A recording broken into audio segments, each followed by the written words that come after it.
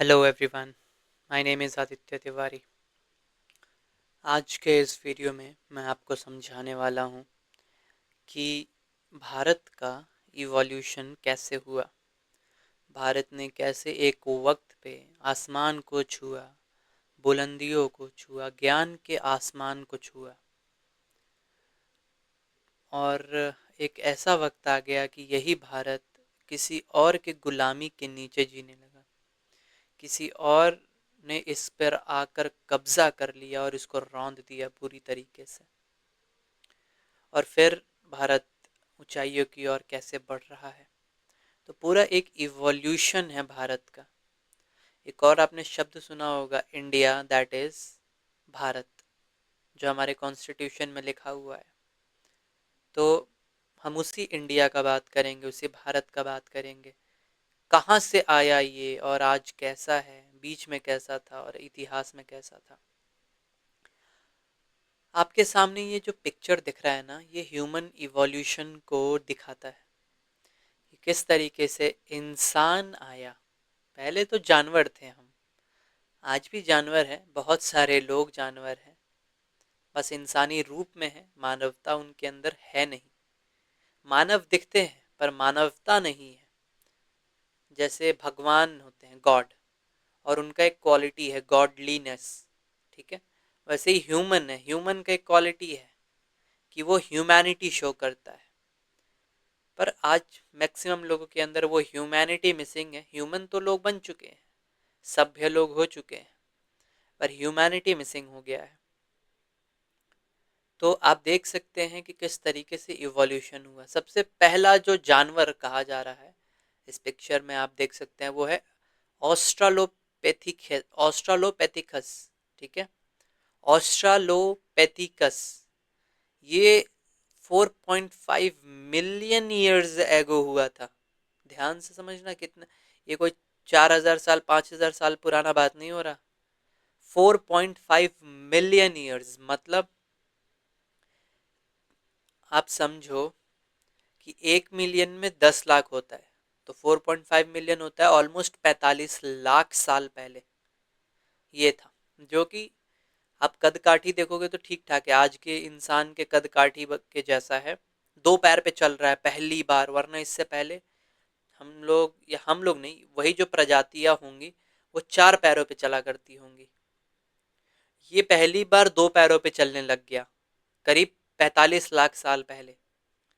फिर आता है एक होमो हैबिलिस, इवॉल्व होके, पर इससे छोटा है हाइट में। अब देखो, हाइट में छोटा है, पावर में छोटा है, पर बुद्धि आ गया थोड़ा सा। और बुद्धि आने के कारण इसने हथियार बना लिया। क्या का यूज करके? पत्थर का यूज करके, स्टोन का यूज करके हथियार बनाने वाला ये पहला जानवर था, करीब 25 लाख साल पहले। और ये सारी जो बातें हो रही हैं, लाखों साल पहले की बातें हो रही हैं। और आप इमेजिन कर सकते हो लाखों साल का मतलब क्या होता है। एक इंसान का नॉर्मल लाइफ होता है 100 साल, और लाखों साल में ना जाने कितने 100 साल आ जाएंगे। समझ रहे हो आप? सो इवोल्यूशन का ये जो प्रक्रिया है, ये बहुत ही बड़ा है और बहुत ही टाइम लेता है, ठीक है। होमो habilis 2.5 million years ago, it means 25 lakh साल पहले पहली बार इंसान हथियार बनाता है पत्थर का इस्तेमाल करके।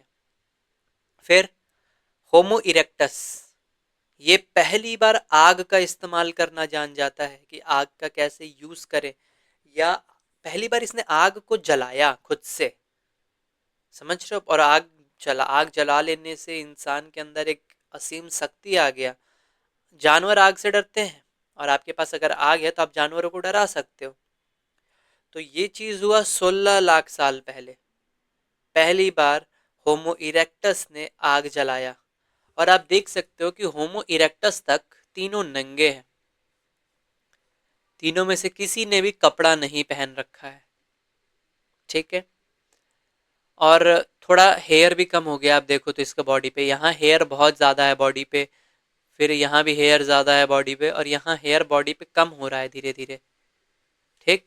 उसके आगे आप देखो तो होमो निएंडरथल है, ये कपड़े भी पहनने लग गया है। आप देखे ध्यान से तो इनके शरीर पे कपड़ा आ गया।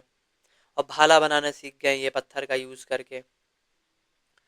और ये थे 2.5 लाख साल पहले।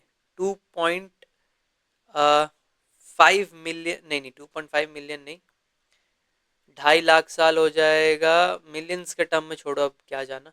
2.5 लाख साल पहले बस आप समझो, ठीक है। होमो निएंडरथल, और इनके साथ में ही को एग्जिस्ट करते थे होमोसेपियंस, साथ में ही। होमोसेपियंस ज्यादातर अफ्रीका के इलाके में थे, और होमो निएंडरथल ज्यादातर ये यूरोप के इलाके में थे, ठंडे इलाके में रहा करते थे होमो निएंडरथल।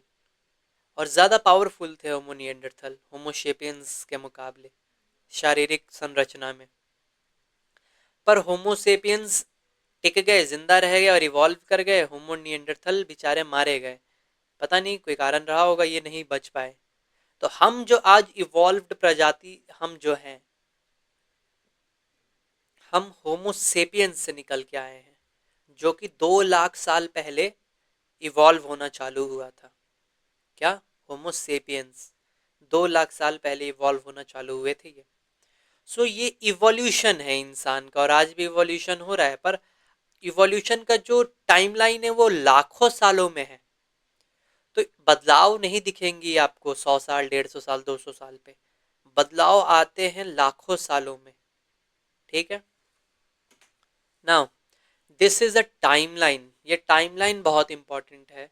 क्यों? क्योंकि इसी टाइमलाइन पे मैं आपको बहुत सारी चीजें समझाने वाला हूँ। और आपको ये बीसी और एडी दिख रहा है ना, ये क्रिश्चियन कैलेंडर के टर्म्स हैं, और ज्यादातर दुनिया में क्रिश्चियन कैलेंडर्स ही यूज होते हैं, ठीक है। बीसी का मतलब होता है बिफोर क्राइस्ट, यानी क्राइस्ट के जन्म से पहले। और एडी का मतलब होता है एनो डोमिनी, ठीक है, या फिर after death. After death, after death नहीं, सॉरी एनो डोमिनी, ठीक है। एडी का मतलब होता है एनो डोमिनी। और ये क्रिश्चियन टर्म्स है। जीसस क्राइस्ट का जन्म हुआ है 30 BC के आसपास, या 30 BC में जन्म हुआ है। यहाँ पर, यहाँ इसी लेवल, इधर ही इसी टाइमलाइन में हुआ है जीसस क्राइस्ट का जन्म। सो जीसस क्राइस्ट के जन्म के बाद को कहते हैं एडी, उनके जन्म के पहले को कहते हैं बीसी, ठीक है। और इस टाइमलाइन पे मैं आपको बहुत सारी चीजें समझाऊंगा, तो इस टाइमलाइन को ध्यान ध्यान में रखना। देखो, ये जो बातें हमने करी, ये सब वो जानवर हैं जो सभ्य नहीं हैं। ये कहीं गुफा में रह रहे हैं, कहीं छोटे से समूह में रह रहे हैं, अपने में लड़ रहे हैं, अपने में मर रहे हैं। कोई इनके अंदर मानवता नहीं है, बस डर है और वासना है। बस डर और वासना, डर के कारण ये अपने आप को बचाना चाहते हैं, वासना के कारण बच्चे पैदा कर रहे हैं और खाना खा रहे हैं। बस इतना ही है इनके अंदर। कोई सभ्यता नहीं है, कोई लैंग्वेज नहीं है, कोई किताब, कोई ज्ञान नहीं है, कोई सोसाइटी नहीं है, ठीक है, कोई समाज नहीं है इनके पास। और ये 2 लाख साल, 4 लाख साल, 45 लाख साल पहले का बात हो रहा था ये, ठीक। पहला जो सभ्यता हमें धरती पर देखने को मिला, हमारे धरती पे, अर्थ पे, पहला सभ्यता वो मिला मेसोपोटामिया, ठीक है। मेसोपोटामिया जो सभ्यता देखने को मिलता है हमको, वो मिलता है 3,500 साल पहले। सॉरी नहीं, 3,500 साल पहले नहीं, 3,500 BC में, ठीक, 3,500 BC में। तो अगर आप आज से देख लो तो इधर 2,000 साल हो गए और उधर 3,500 साल हो गए, यानी 5,500 साल पहले पहला सभ्यता उजागर हुआ, पहला सभ्यता एग्जिस्टेंस में आया। यानी फर्स्ट सोसाइटी, मॉडर्न सोसाइटी उस टाइम का आप कह लो, वो था मेसोपोटामिया। उसके साथ साथ में था इजिप्ट, और उसके साथ में था इंडस वैली, उसके साथ में था हुएंग हो वैली, ठीक है। यहाँ पर है इंडस वैली, भारत पाकिस्तान के एकदम बॉर्डर पे, इन नदियों पे, जो पंज नदी है पंजाब में, जो पूरी नदियाँ हैं ये, इंडस, रावी, झेलम, सतलज, इन नदियों पे, ठीक है, इंडस वैली बसा। ये ह्यूआंग हो चाइना के अंदर, ये सभ्यता बहुत ही पुराना है भारत, ये इंडस वैली के साथ का ही। मेसोपोटामिया, इजिप्ट, ग्रीस, रोम। ग्रीस रोम ये सब थोड़े नए हैं। आप देखो ग्रीस कब है, 800 BC के आसपास ग्रीस है 800 बीसी के आसपास, आपका रोम है 500 बीसी के आसपास। मतलब ये बहुत पुराने में है, मेसोपोटामिया, इजिप्ट और इंडस वैली और हुआन हो। ठीक है, ये बहुत पुराने। और सबसे पहला में अगर कोई माना जाता है तो मेसोपोटामिया माना जाता है, कि सबसे पहले बारी यहाँ पर, ये मिडिल ईस्ट का इलाका है, आप बहुत ध्यान से देखेंगे तो यहाँ पर सभ्यता का पहली बार चलन बना। सभ्य लोग हुए, समाज में रहना चालू करें, एक लॉ बनाकर, सोसाइटी बनाकर, सब एक दूसरे का हेल्प कर रहे हैं। 3500 बीसी। अब समझो बीसी मतलब हम यहाँ पे हैं 2026 में, यानी जीरो से इधर 2000 साल, और इधर बढ़ते जाता है। देखो 1 आएगा, 2 आएगा, 3 आएगा, ऐसे करके 2026, 2027, यानी बढ़ रहा है नंबर। पर बीसी में नंबर ना घटता है, 1500 आ रहा है, फिर 1000 आ रहा है, फिर 500 आ रहा है, फिर 300, 200, 100, जीरो, फिर 1, 2, 3, 100, 500, ऐसे बीसी में नंबर घट रहा है टाइम के साथ। ठीक है, हाँ। तो 3500 बीसी में मेसोपोटामिया था, 3500 बीसी, यानी इधर 3500 साल और इधर 2000 साल, मतलब 5500 साल पहले, 5500 साल पहले पहला सभ्यता हमें देखने को मिलता है। सोचो बस कितना न कम है, 5500 साल पहले। पर इंसान एग्जिस्ट कब से कर रहा है? लाखों साल पहले से इंसान एग्जिस्ट कर रहा है, बस वो सभ्य नहीं था। और वो सभ्य होता है 3500 बीसी में, 3500 बीसी में। ठीक है ना? आपने समझ में आया आपको कि सभ्यता पहली बार कहाँ आई? इंडस वैली में आया, मेसोपोटामिया में आया, इजिप्ट में आया, ग्रीस में आया, हुआन हो वैली चाइना में। आज का देखो, आज के सभ्यता क्या है? ये भारत है, यहाँ पे आपको सऊदी मिल जाएगा, रशिया मिल जाएगा, पूरा चाइना मिल जाएगा, यहाँ पे आपको तजाकिस्तान, किर्गिस्तान, बहुत सारे हैं। आपको इंग्लैंड, फ्रांस, जर्मनी, यूएस मिल जाएगा, कनाडा मिल जाएगा, ग्रीनलैंड, यहाँ पे आपको मतलब बहुत, आज तो बहुत सारी कंट्रीज है और सभ्यता बहुत सारा है। पर उस टाइम की ये कुछ सभ्यताएं हैं। और आप ये भी देखो तो एज़टेक, माया, ये बहुत न्यू है। ये 1350 एडी में है। एडी मतलब समझो, एडी जीसस क्राइस्ट के जन्म के बाद को एडी कहते हैं। हम 2026 एडी में है। तो ये सब सभ्यताएं जो है ना, ये तो बहुत नई सभ्यताएं हैं। ये 1350 से 1500 में, भारत में 1500 में बाबर आ गया था कब्जा करने भारत पे। ठीक है, और ये सभ्यताएं मतलब केवल अभी पैदा ही हो रही थी। तो यहाँ जो मेसोपोटामिया, इजिप्ट, इंडस वैली और ह्यूआन हो और ग्रीस, ये महान सभ्यताएं हैं और बहुत पहले डेवलप हो गए थे। ठीक है ना? आपको कुछ चीजें समझ के बहुत हैरानी होगी कि इंडस वैली सिविलाइजेशन, जो सिविलाइजेशन है, इसको हड़प्पा सिविलाइजेशन भी कहा जाता है, जो इंडिया और पाकिस्तान के बॉर्डर पे है। इसको और भी कहा जाता है सिंधु घाटी सभ्यता, हिंदी में अगर आप सुने होंगे तो। क्यों? क्योंकि ये इंडस रिवर पे है। इंडस रिवर को हिंदी में सिंधु कहते हैं या संस्कृत में, तो उस सभ्यता का नाम पड़ा सिंधु घाटी सभ्यता। ठीक है, आपको जान के हैरानी होगा कि ये सभ्यता जो था ये कब आया था? 2500 बीसी में था। देखो आप, इंडस वैली है 2500 बीसी में। ठीक, 2500 बीसी, यानी 2500 उधर और इधर 2000, 4500 साल हो गए इस सभ्यता को हुए। 4500 साल पहले वहां पे लोग समाज में सोसाइटी बना के रहते थे, इंडिया पाकिस्तान के बॉर्डर पे। ठीक है, तो इन लोगों को कॉपर का पता था, ब्रॉन्ज का पता था, सोना चांदी का पता था। पर आपको जान के हैरानी होगा कि इनको आयरन का नहीं पता था, इनको लोहे के बारे में कुछ पता नहीं था। तो सोचो, जिस समाज के पास लोहा नहीं है तो वो समाज वॉर के लिए शस्त्र कैसे बनाएगा? कॉपर से कहाँ बनता है? बहुत कमजोर होगा, वो नहीं बन पाएगा ब्रॉन्ज कॉपर से। लोहा मजबूत होता है, लोहे से बनता है तलवार, भाला, या फिर अलग अलग तरीके के युद्ध में काम आने वाले शस्त्र लोहे से बनते हैं। और लोहा का ज़रूरत होता है एग्रीकल्चर करने के लिए। तो आपको ये आपको समझ में आएगा कि अगर उन्हें लोहा का पता नहीं है, इट मीन्स कि उनको एग्रीकल्चर का भी पता नहीं होगा इंडस वैली सिविलाइजेशन को। समझ में आ रहा है आपको? और माना जाता है कि लोहा का पता कब चला? 1800 बीसी के आसपास, 1800 बीसी। 1800 बीसी, ठीक है, यानी 1800 बीसी यहाँ पर जब इंडस वैली समाप्त हो गया। इंडस वैली कब समाप्त हुआ? 2500 बीसी से 1700 बीसी के बीच में, मतलब 500 और 300, 800 साल तक ये सभ्यता यहाँ पे जिंदा रहा। इंडस वैली 800 साल, उसके बाद ये इंडस वैली समाप्त हो गया। और हुआ क्या, आपको मैं समझाता हूँ क्या हुआ। देखो ये 500 बीसी का मैप है, ठीक है, 500 बीसी। इंडस वैली कब हुआ? 2500 बीसी। नंबर बड़ा से छोटा की तरफ आता है, ध्यान रखना बीसी में, यानी 2500 पहले हुआ है और 500 बाद में हुआ है।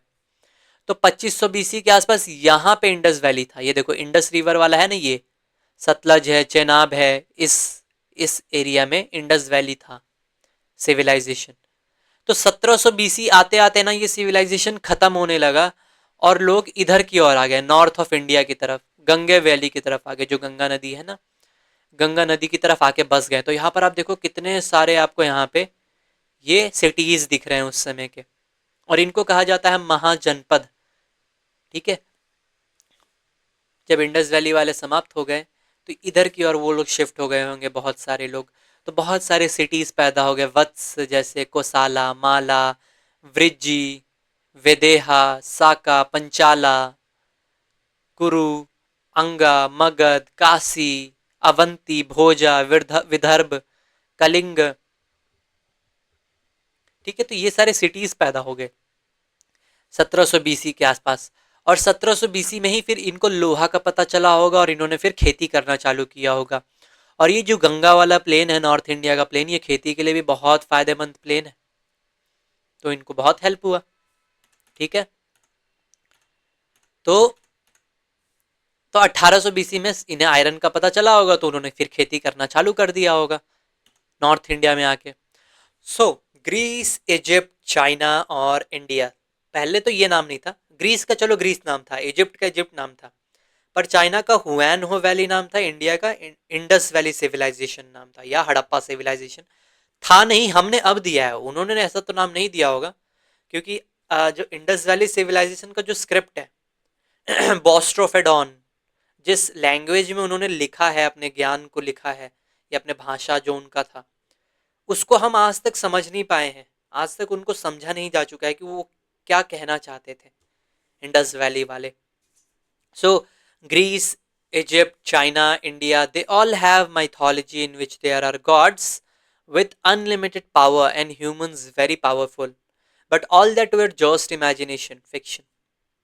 अब जैसे हमारे ही समाज में हम महाभारत में या फिर रामायण में चीज़ों को कितना बढ़ा चढ़ा कर दिखाते हैं कि हाइट इतना बड़ा है, ब्रह्मास्त्र है जो पूरे दुनिया को समाप्त कर सकता है, और ऐसे ऐसे तीर हैं जो धरती हिला दे रही हैं, गदा है जो हर इंसान इतना पावरफुल है उस टाइम का। पर ये रियलिटी नहीं है। जिस समाज के पास लोहा नहीं है, सोचो आज से 4000 साल पहले, 4500 साल पहले, जो समाज को लोहा का पता नहीं है, वो समाज दुनिया खत्म कहाँ से करेगा? अगर आप फैक्चुअली बात करो, वरना आप अगर नहीं मानना चाहो तो आप कुछ भी मानो, फिर उसमें कोई दिक्कत नहीं है। कल्पना मनुष्य कुछ भी कर सकता है, पर जो सत्य है वो ये है कि उस समय लोगों कुछ नहीं थे, देवर नथिंग आज के मुकाबले में। आज हमारे पास न्यूक्लियर बॉम्ब है, आज दुनिया हम खत्म कर सकते हैं, आज चाहे तो। तब नहीं कर सकते थे, तब हम बहुत कमजोर थे, ठीक है। हमारे पास ये हमारा हाल था, ऐसे होंगे हम, ऐसे, ठीक है। और ये थोड़ी मोड़ी सोसाइटीज थी हमारे पास।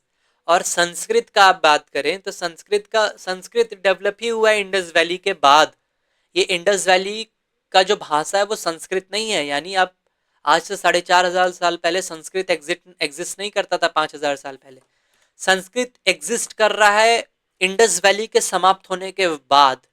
जैसे ही इंडस वैली 1700 बीसी में, 1800 बीसी में खत्म हुआ ना, और लोग शिफ्ट हो गए, नॉर्थ इंडिया में आ गए, तब संस्कृत जन्म लेता है, तब संस्कृत में चीजें लिखी गई हैं। सो हर समाज में, जैसे ग्रीस हो गया, इजिप्ट हो गया, या चाइना का हुआन हो वैली हो गया, इन सब में अपने अलग अलग गॉड्स हैं, अलग अलग उनके पास पावर्स हैं, बहुत ज़्यादा पावर्स हैं, वो कुछ भी कर सकते हैं। इंसान भी उनके बहुत पावरफुल है। सो ये मिथ है, कल्पना है, फिक्शन है, इमेजिनेशन है। इंसान अपने सोसाइटी को पावरफुल दिखाने के लिए इमेजिनेशन करता है और बहुत पावरफुल दिखाता है। हर कोई करना चाहता है, हर कोई चाहता है कि उसका समाज पावरफुल हो या ना हो भले ही, पर वो अपने आसपास के लोगों के बीच में अपना समाज वो पावरफुल दिखाना चाहता है। तो हर समाज ने दिखा रखा है। और ग्रीस वाले इंडिया वाले के गॉड को नहीं मानेंगे, चाइना वाले इंडिया वाले के गॉड को नहीं मानेंगे, इंडिया वाले चाइना वाले के गॉड को नहीं मानेंगे। सो यहाँ बस इंसान अपने अपने को मान रहा है, कोई किसी के नहीं मान रहा, क्योंकि that's not reality, that's just imagination. ठीक है, ये मैं बताना चाह रहा था। Now the zenith of civilization, Bharat. अगर सिविलाइजेशन का उच्चतम स्तर किसी ने छुआ था तो वो भारत था। सत्य में वो भारत था।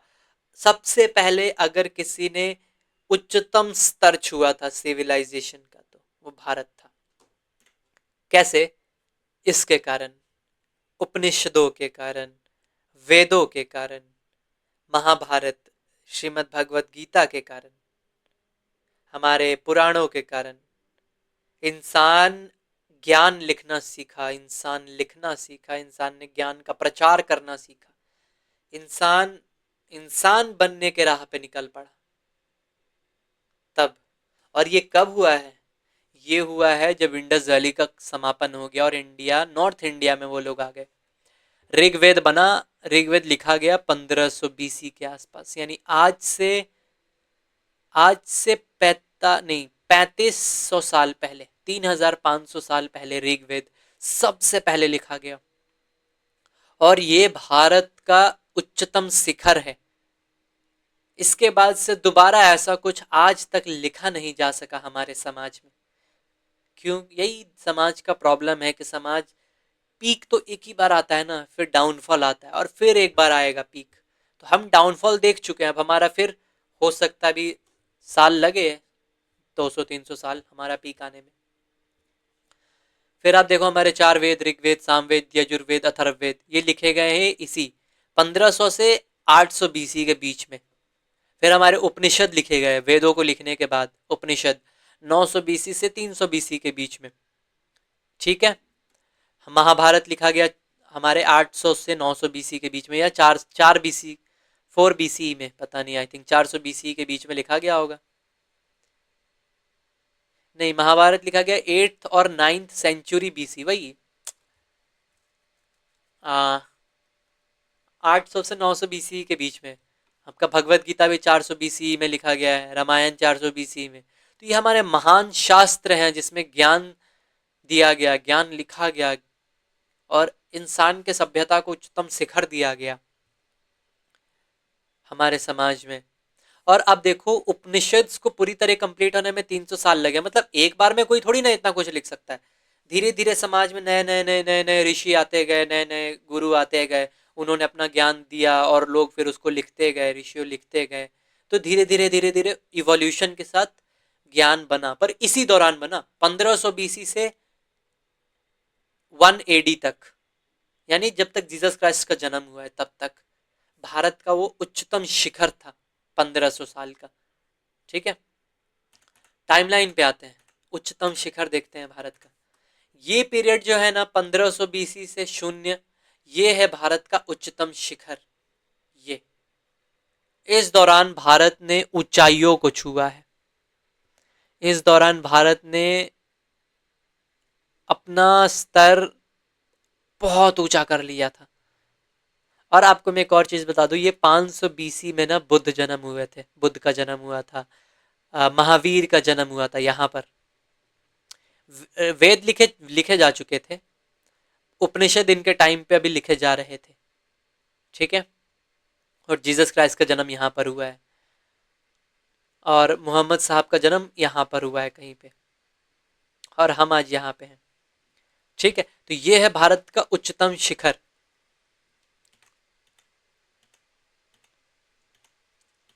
Now so this was the time period of India's zenith peak, civilizational peak. ठीक है, कुछ टाइमलाइन आपको दिखाता हूं। महावीर का जन्म हुआ है 557 बीसी में, गौतम बुद्ध का जन्म हुआ है 483 बीसी में, ठीक है। 483 बीसी में डेथ हुआ था, सॉरी, आई थिंक बुद्ध का 560 में जन्म हुआ था बुद्ध का, या 563 में। हाँ, 563 में बुद्ध का जन्म हुआ था, और महावीर का जन्म हुआ है 557 में। हाँ, बुद्ध बड़े हैं महावीर से। मोहम्मद साहब का जन्म हुआ है 571 एडी में, यानी बहुत लेट, जीसस क्राइस्ट के जन्म के भी 500-700 साल बाद, साढ़े सॉरी 570 साल बाद, ठीक है। नाउ अब देखो, ज्ञान भी अपने उच्चतम स्तर पे है, और भारत का जीडीपी उस समय भारत और चाइना वर्ल्ड पावर्स थे, समझ रहे हो आप, वर्ल्ड पावर्स थे। सो 30% जीडीपी, 25% जीडीपी, ऑलमोस्ट दुनिया का आधा से ज्यादा जीडीपी, आधा से ज्यादा ट्रेड हो रहा होगा केवल इंडिया और चाइना के बीच में। समझ रहे हो आप कितना पावरफुल था भारत। पर विद टाइम, अब देखो क्या हुआ हमारे साथ, विद टाइम हमारा जीडीपी एकदम क्रैश कर गया। फिर अब हम उठ रहे हैं धीरे धीरे, पर ये कहाँ थे हम और कहाँ से कहाँ आ गए। ये पीक था ना, जैसे मैंने आपको बताया। हाँ, अब देखो, जैसे 1700 बीसी में इंडस वैली का समापन हुआ, ठीक है। और इंडस वैली के समापन के बाद लोग इधर को शिफ्ट हो गए, नॉर्थ इंडिया में, और इनको कहा गया महाजनपद। और ये 500 बीसी के आसपास देखोगे तो आप कोई एक सिंगल नेशन नहीं है, अलग अलग राज्य हैं, छोटे छोटे राज्य हैं, और इसमें राजा हैं जो अपने में लड़ रहे हैं, झगड़ रहे हैं, मर रहे हैं। यानी कोई चाहे तो बाहर से पावरफुल आके इन सब पे कब्जा कर सकता है, बहुत पावरफुल होगा तो, ठीक है। और ये 500 बीसी बुद्ध, जहां जब बुद्ध का जन्म हुआ था जिस समय के आसपास, कपिला वस्तु में, तो यहां देखोगे आप तो कोई एक बड़ा सिंगल राज्य नहीं है। पर हाँ, चंद्रगुप्त मौर्य ने 326 में या 321 बीसी में पूरे भारत को एक कर दिया, और फिर उसको आगे बढ़ाने का काम किया अशोका ने। 250 बीसी में है ये भारत का मैप। अब इस भारत पे कोई कब्जा नहीं कर सकता, और ये भारत सुपर पावर है पूरे दुनिया में। 250 बीसी में कौन है? 250 बीसी में इतना पावरफुल कोई नहीं है, कोई नहीं है इतना पावरफुल, ठीक है। In 500 BC, India was economically broader and intellectually deeper, while Europe, except Greece, was still finding its feet. केवल ग्रीस को छोड़ दें, जहां पर अरस्तु, सुकरात, प्लेटो ये सब हुए थे, उनको छोड़ दें ग्रीस को, तो यूरोप पैदा हुआ था 500 बीसी में।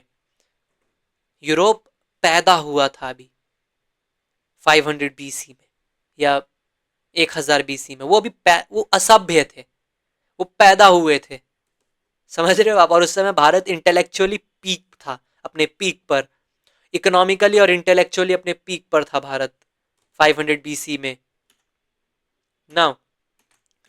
पर समय का पहिया घूमता है, आज जो आकाश में है वो जमीन पर जरूर आएगा। भारत के वेदों में एक सिस्टम बताया गया था, या भारत के वेदों में आ, समाज को 4 हिस्से में बताया गया था, कि समाज में लोग 4 हिस्से में रहते हैं, ठीक है। अब वो 4 हिस्सा था, समाज मतलब 4 हिस्से में होता है, रहते नहीं, ये होता ही है। जैसे समाज में एक तबका होता है जो पढ़ता लिखता है, तो उसको वेदों ने कहा ब्राह्मण। समाज में एक तबका होता है जो युद्ध करता है, लोगों को प्रोटेक्ट करता है, एडमिनिस्ट्रेटिव काम करता है, वेदों ने उनको कहा क्षत्रिय। समाज में एक वर्ग होता है जो बिजनेस का काम करता है, व्यापार का काम करता है, वेदों ने उनको कहा वैश्य। समाज में एक वर्ग होता है जो हेल्प करता है, इम्प्लॉय का काम करता है, बिजनेसमैन का हेल्प करता है, एडमिनिस्ट्रेटिव में एडमिनिस्ट्रेशन का हेल्प करता है, प्रोफेसर्स का हेल्प करता है, basically they are employees of those people, ठीक है। तो उनको शूद्र कहा गया। तो ये कोई कास्ट नहीं था, ये था एक तरीके से profession, a society of people, जैसे आपके इंटेलेक्चुअल पीपल आज कहते हैं, वो कौन है? वो ब्राह्मण है, जो आज के इंटेलेक्चुअल लोग हैं, वो पढ़ते हैं और पढ़ाते हैं। और आज के जो एडमिनिस्ट्रेटिव पॉलिटिशियंस, ये क्षत्रिय हैं, ब्यूरोक्रेट्स, पॉलिटिशियंस, दे आर क्षत्रिय। और आज के जो बिजनेसमैन है वो वैश्य, उनको वो बिजनेस कर रहे हैं बस, और उनके अंडर जो काम कर रहे हैं वो लोग शूद्र हैं, वो एम्प्लॉइज हैं। आ रहा है समझ में? तो यहां तक जब सिस्टम था, और ये सिस्टम कोई ऐसा नहीं था कि जन्म से है कि ब्राह्मण का बेटा ब्राह्मण, उसका बेटा ब्राह्मण, भले ही उसके अंदर ब्राह्मण का कोई गुण हो ना हो, तब ऐसा नहीं था। बस वेदों ने बताया था कि समाज के 4 हिस्से होते हैं। आने वाले टाइम में ब्राह्मणों ने और क्षत्रियों ने, जो पावरफुल थे, उन्होंने इसको बाय बर्थ कर दिया, और from there the problem starts. और प्रॉब्लम बढ़ते बढ़ते वहां तक प्रॉब्लम चला गया कि एक और जात इन्होंने बना दिया, दलित। एक और समाज ही पैदा कर दिया, दलित, जो कि अनटचेबल्स थे, कि इनको छुआ तक नहीं जा सकता था। ये इंसान थे, और सोचो, इंसान को जानवरों से बदतर बना दिया। जो समाज गाय को पूज रहा है, वो समाज ने इंसानों को ही अपने समाज से बाहर कर दिया। ये अनटचेबल थे, अछूत थे, इनको गांव में घुसने का परमिशन नहीं होता था। देखो, शूद्र तो काम कर रहा है, सर्वेंट है, लेबरर है, आर्टिशियन है, कुछ ना कुछ काम कर रहा है और अपना जीवन चला रहा है, जैसे एम्प्लॉय। पर ये एम्प्लॉय भी नहीं है, ये एम्प्लॉय भी नहीं बन सकता है, ये अछूत है, इसको समाज से बाहर रहना पड़ेगा, दलित को। समझ रहे हो? और यहां से प्रॉब्लम चालू हुआ हमारे समाज में। ब्राह्मणों ने कहा कि हम तो केवल ज्ञान का बात करते हैं, हमको पढ़ने लिखने से समय मिलता नहीं है, हमको समय पढ़ाने से समय मिलता नहीं है, तो हम क्या जाने एडमिनिस्ट्रेशन क्या होता है। ठीक है, तो एडमिनिस्ट्रेशन में ब्राह्मण बस अपना ज्ञान देगा। क्षत्रिय कितने होंगे पूरे भारत में? क्षत्रिय कितने होंगे? 2%, 3%, 4%, मैक्सिमम 5% क्षत्रिय होंगे पूरे भारत भर में, जो भारत के लिए युद्ध करेंगे। वैश्यों को तो कोई लेना देना है नहीं युद्ध से, ये शूद्र को तुम युद्ध करने दोगे नहीं। क्योंकि टाइम के साथ ऐसा नहीं ना था कि शूद्र अगर वॉर करना सीख जाए तो वो वॉर कर सकता है। टाइम के साथ ये बर्थ बेस्ड हो गया था कि शूद्र का बच्चा शूद्र ही रहेगा। जैसे अगर तुम्हारा बाप मटका बनाता है तो तुम मटका ही बनाओगे, चाहे तुम कुछ कर लो। ऐसा हो गया था बर्थ टाइम के साथ। ठीक है, और एक समाज था जिनको तो बाहर ही रखते थे समाज से, तो ये कुछ कर ही नहीं सकते। ये युद्ध करेगा नहीं, ये बस युद्ध करेगा, और ये युद्ध कर नहीं सकता, ये युद्ध कर नहीं सकता, ये युद्ध कर नहीं सकता। तो हमारा समाज इतना कमजोर हो गया था कि आप अब देखो, उस अब मैप देखो। ठीक है, एक मैप ये है, 2500 बीसी में पूरा भारत एक है, ऑलमोस्ट पूरा भारत एक है। 2500 नहीं, 250 बीसी में, अशोका के टाइम पे, पावरफुल वर्ल्ड पावर। फिर क्या होता है? ये 1000 एडी का समय है, 1000 एडी, और यहां से भारत का पतन चालू होता है। आपको मैं बहुत अच्छे से समझाता हूं। ठीक है, देखो, कश्मीर, अफगानों का कब्जा आ गया यहां तक, ये पूरा अफगानों के अंदर में आ चुका है। ठीक है, और ये इलाका राजपूतों के अंडर में है, ये इलाका। ठीक है, ये मालवा अलग है, यहाँ अलग राजा है, यहाँ अलग राजा है, यहाँ अलग राजा है। ठीक है, यहाँ पे अलग चालुक्याज हैं, यहाँ पे चोला हैं, यहाँ पे नीचे पांड्या है। ठीक है, 1000 एडी का बात हो रहा है ये, और छोटे छोटे छोटे छोटे छोटे छोटे छोटे राज्य हैं। बेसिकली एक जो बड़ा राज्य है वो यही है राजपूत के अंडर में, चौहान। अजमेर में उनका कैपिटल था चौहानों का, 1000 एडी में, जो दिल्ली भी उनके अंडर में आता था, ये राजपूत के अंदर में ये पूरा एरिया।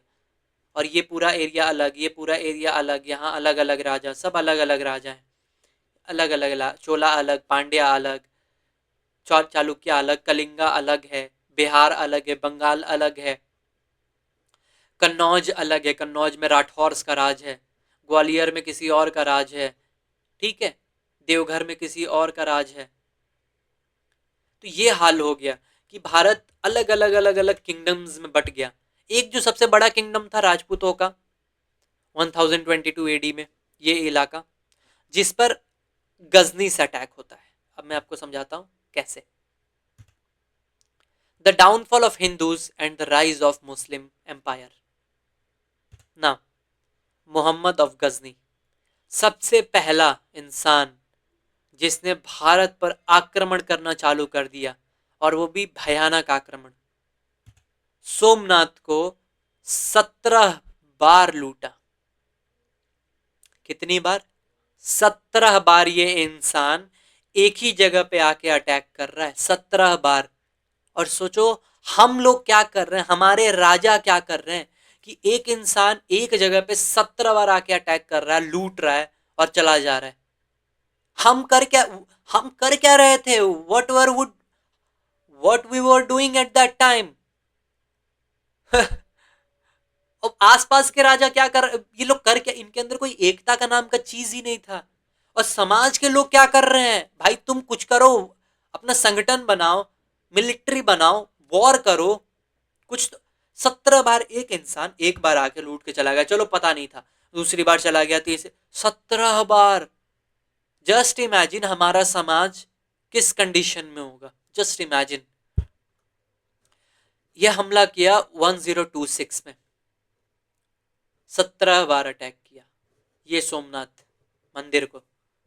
अगर आप बहुत ध्यान से आप देखेंगे, wait a minute, see this ruins of Somnath, 1869 में लिया गया ये पिक्चर। ये हाल बना दिया था तोड़ तोड़ के, लूट लूट के, लूट लूट के, लूट लूट के। कितने लोगों का हत्या करा होगा, कितने लोगों को मारा होगा, कितने लोगों के साथ क्या क्या नहीं किया होगा मोहम्मद अफ गजनी ने। और उस समय देखो, the Somnath temple situated at Veraval Gujarat India is a sacred Hindu temple. In 1026 AD, ठीक है, Gujarat was under the rule of Raja Bhim I from the Chalukya dynasty. Muhammad of Ghazni conducted multiple attacks on Indian kingdoms during that era. The Mahmud gained renown through campaigns in India. समझ रहे हो आप? We vassalizing the Gurjara Pratihara dynasty and overthrowing the Hindu Shahi dynasty. Just imagine of a man killing peoples, looting 17 times at the same place. और आम जनता कर क्या रही है? आम जनता कितनी कायर है कि वो लड़ नहीं सक रही है। सोचो उस समय का समाज कैसा रहा होगा कि आम जनता 17 बार कोई आके लूट रहा है और तुम कर क्या रहे हो? तुम मतलब तुम, अरे भाई इंसान तुम्हारे घर में 2 बार लूट के चल जाए, तीसरी बार तो तुम तलवार लेके रेडी रहोगे ना। 17 बार आगे कोई लूट के जा रहा है, इट मीन्स समाज मर चुका था, समाज खत्म था, किसी को किसी से मतलब नहीं रहा होगा इस समाज में, कायर समाज था ये। और यहां से भारत का पतन चालू होता है। पतन चालू होता है मोहम्मद अफ गजनी से। गजनी ये पतन लिखता है भारत का 1026 एडी में। और यहां पहली बार प्रॉपर मुस्लिम रूल भारत में स्टैब्लिश हो जाता है। फर्स्ट बैटल ऑफ तरेन 1191 एडी, 1191 एडी। और ये सब कब हो रहा है मैं आपको टाइमलाइन पे समझाता हूँ। टाइमलाइन आपको बहुत हेल्प करेगा समझने में। देखो यहां यहां भारत का पतन लिख दिया जाता है, और खास करके हिंदुओं का पतन इस टाइमलाइन पे 1026 में सोमनाथ पे अटैक 17वीं बार, और 1191 एडी में पहली बार तरेन का युद्ध। किसके साथ? वो समझो।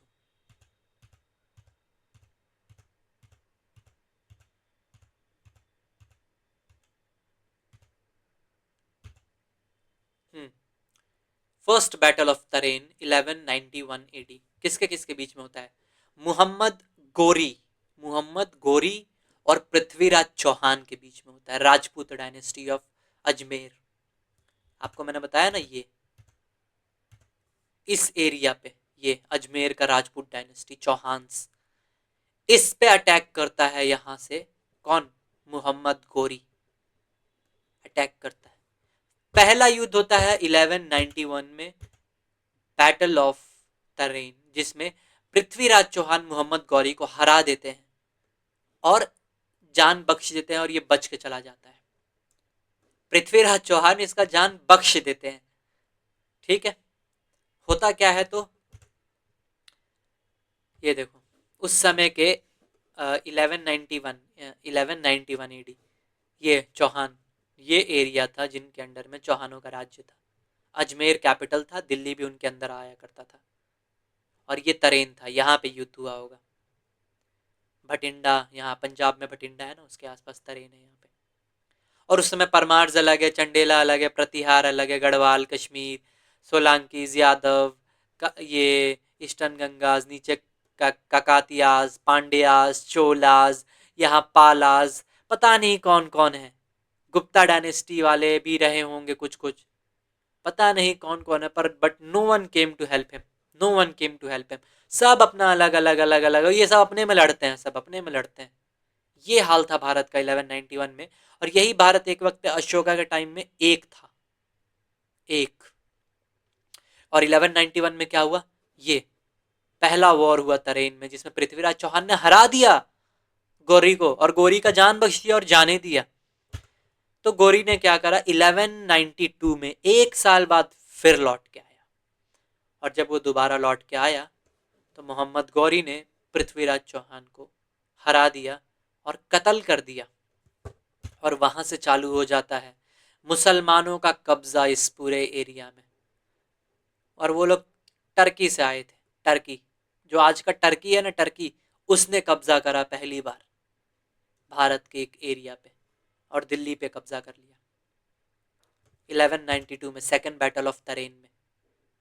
ठीक है, तो पतन देखो कैसे। अभी इन सब को तो अभी भी टेंशन नहीं है कि यहाँ पे मुसलमानों का कब्जा हो गया, इनको लग रहा है हमें क्या, हमें क्या, पर इनको पता नहीं है क्या होने वाला है। देखो ये हुआ इनके साथ, पूरा नॉर्थ इंडिया आ गया मुगलों के अंदर, पूरा नॉर्थ इंडिया। ये व्हाइट वाला जो एरिया है ना, ये मुगलों के अंदर है। नीचे में अहमदनगर, बीजापुर, गोलकोंडा और विजयनगर, ये अपना अलग एम्पायर चला रहे हैं, और ये इंडिपेंडेंट है यहाँ पे। ये छत्तीसगढ़ और उड़ीसा का कुछ एरिया, वरना maximum area Gujarat, Rajasthan, UP, Bihar, Madhya Pradesh, Maharashtra का कुछ एरिया, दिल्ली, ऊपर पंजाब, गुजरात, यहाँ पाकिस्तान के एरिया, सब मुगलों के अंडर आ चुका है। मुगलों के अंदर डायरेक्ट नहीं आया, पहले पहले वो आए मामलुक डायनेस्टी, स्लेव डायनेस्टी आए, कुतुबुद्दीन ऐबक आया दिल्ली पे, फिर इल्तुतमिश आया, फिर बालबन आया, फिर धीरे धीरे खिलजी आए, फिर आपके तुगलक आए, मतलब ऐसे बहुत सारे आते गए आते गए। फिर उसके बाद मुगल आए, फिर लोधी आए, लोधी को हरा के बाबर आया 1526 में, जो दिल्ली पे कब्जा किया। फिर इतना बड़ा एरिया में फिर कुछ एरिया में मुगलों ने अपना सत्ता बना लिया, और उस समय ये एरिया पावरफुल हो गया। ठीक है, ये, और ये कब तक है, आई थिंक ये अकबर के टाइम तक है। अगर आप यहाँ पे ध्यान से देखोगे, हाँ ये देखो अकबर के अंडर, अकबर का एरिया पिंक वाला, अकबर ने इतने एरिया पे पूरा अपना सत्ता काबिज कर लिया 1556 एडी में, 1556 एडी में। कैसे मैप चेंज हो गया आप देख रहे हो यहां से मैप यहां पहुंच गया 1501, मतलब अगले 500 साल में ये हो गया मैप। इस पूरे पिंक वाले एरिया पे अकबर ने अपना कब्जा जमा लिया, और अकबर के बाद शाहजहां और औरंगजेब ने यहां तक कब्जा कर लिया। ये ब्लू वाले भी पिंक वाले के साथ जोड़ लो, मतलब ऑलमोस्ट पूरे भारत को फिर से एक कर दिया मुगलों ने। फिर से सुपर पावर था औरंगजेब के टाइम पे। मराठास थे जो पूरी तरीके से मुगलों के अंडर नहीं थे, पर मराठास को भी उन्होंने हरा दिया था, औरंगजेब ने हरा दिया था, पर पूरी तरीके से कब्जा नहीं कर पाया था औरंगजेब मराठास पर। और औरंगजेब का पीक था, Aurangzeb was the peak of the Mughal dynasty. फिर से दोबारा भारत के पास सबसे ज्यादा दुनिया में पावर था औरंगजेब के टाइम पे। ये पूरा एरिया अंडर औरंगजेब। ठीक है, वो भी कैसे, अकबर के टाइम पे तो केवल पिंक वाला है, फिर शाहजहां ने अहमदनगर पे कब्जा किया, गोलकोंडा पे कब्जा किया, फिर औरंगजेब नीचे जाके कब्जा करने लग गया, गोलकोंडा, पूना, मराठास को हराने लग गया नीचे जाके, और यहां तक अपना सत्ता बना लिया था, मद्रास तक। ठीक है। द डाउनफॉल, भारत का डाउनफॉल कैसे हुआ, ये समझने का बहुत इंपॉर्टेंट चीज है। सबसे पहला बात, कास्ट बाय बर्थ। हमने फिक्स कर दिया कि आदमी क्या करेगा, हमने फिक्स कर दिया। हमने ये कह दिया कि अगर किसी का बेटा ब्राह्मण, किसी का बाप ब्राह्मण है तो वो ब्राह्मण ही रहेगा। अगर कोई किसी का बाप आ, वो करता है, घोड़ा चलाता है, तो उसका बेटा भी घोड़ा चलाएगा, यानी रथ चलाता है तो उसका बेटा भी रथ चलाएगा। किसी का बाप अगर वैश्य है, बिजनेस कर रहा है, तो उसका बेटा भी बिजनेस करेगा। ऑप्शन ही नहीं छोड़ा, बाय बर्थ फिक्स कर दिया गया। टैलेंट के लिए वहां ऑप्शन ही नहीं है। टैलेंट की कोई टैलेंटेड इंसान है, कोई टैलेंटेड योद्धा पैदा लिया शूद्र के घर में, और वो योद्धा बन सके, वो राजपूत बन सके, वो क्षत्रिय हो सके, नहीं, ऑप्शन ही नहीं छोड़ा और फिक्स कर दिया लोग क्या करेंगे।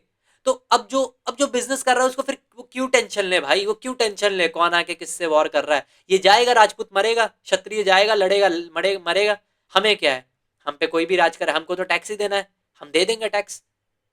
ब्राह्मण लड़ेंगे नहीं, शूद्र को तुमने लड़ने नहीं दिया, कभी पढ़ने नहीं दिया, कभी ज्ञान प्राप्त करने नहीं दिया ना, उसको तुमने कभी शस्त्र सीखने दिया। कास्ट को बर्थ से एकदम डिफाइन कर दिया। औरतों को आजादी नहीं, तुम्हारी औरतों को आजादी नहीं, औरत औरत का कोई भागीदार नहीं, औरत का कोई कंट्रीब्यूशन ही नहीं है तुम्हारे सोसाइटी में। बताओ कैसे ये समाज बचेगा। और इतने सारे राजा महाराजा, एक एक देश में ना जाने कितने राजा महाराजा, सब आपस में ही लड़ रहे हैं। कोई भी बाहर का फोर्स आएगा तो कब्जा कर ही लेगा ना। जैसे आए, तुर्की वाले आए, अफगानी आए, मंगोल्स आए, ईरानियन आए, पाकिस्तान तो चलो भारत का हिस्सा था। आ, कितने सारे लोग आए और तुमको रौंद के चल गए।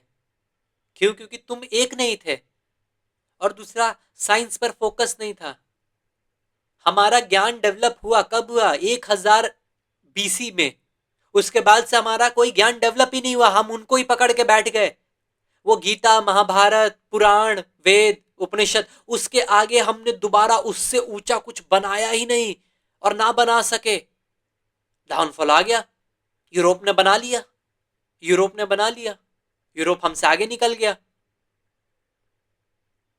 और जो भी थोड़ा मोड़ा एजुकेशन था वो ब्राह्मण्स को लिमिटेड था, कोई और पढ़ नहीं सकता था उस टाइम पे। That was the reason for the downfall of the India, downfall of the Hindu society, downfall of the people of Bharat. तुम्हें रौंदा गया, तुम्हें लूटा गया, मारा गया, रेप किया गया, सताया गया, तुम पर राज किया गया हजारों साल तक। ये सोसाइटी, ये हाल कर दिया था हमने अपने औरतों का, जिनको बता दिया कि ऐसे घूंघट में रहो, अपना शकल तक मत दिखाओ, समाज में कोई योगदान नहीं है इन औरतों का।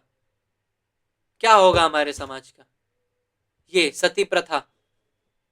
हुआ होगा किसी औरत ने अपने पति के प्रेम में उसके साथ अपने को जला लिया होगा, हुआ होगा कभी, प्रेम में किया होगा क्योंकि वो बिना पति के नहीं जी पाती, उसको लगता होगा कि नहीं मेरा पति गया तो मैं भी मर जाऊं।